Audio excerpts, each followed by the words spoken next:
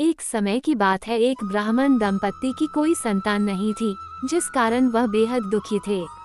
एक समय ब्राह्मण वन में हनुमान जी की पूजा के लिए गया।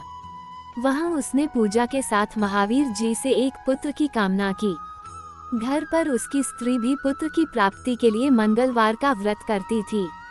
वह मंगलवार के दिन व्रत के अंत में हनुमान जी को भोग लगाकर ही भोजन करती थी।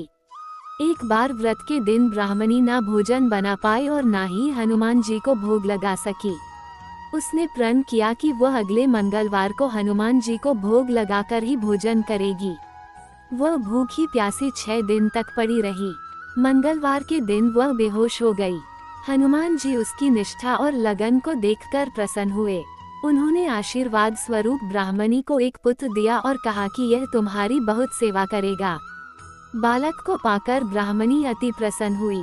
उसने बालक का नाम मंगल रखा। कुछ समय उपरांत जब ब्राह्मण घर आया तो बालक को देख पूछा कि वह कौन है। पत्नी बोली कि मंगलवार व्रत से प्रसन्न होकर हनुमान जी ने उसे यह बालक दिया है। ब्राह्मण को अपनी पत्नी की बात पर विश्वास नहीं हुआ। एक दिन मौका देख ब्राह्मण ने बालक को कुएं में गिरा दिया। घर पर लौटने पर ब्राह्मणी ने पूछा कि मंगल कहाँ है।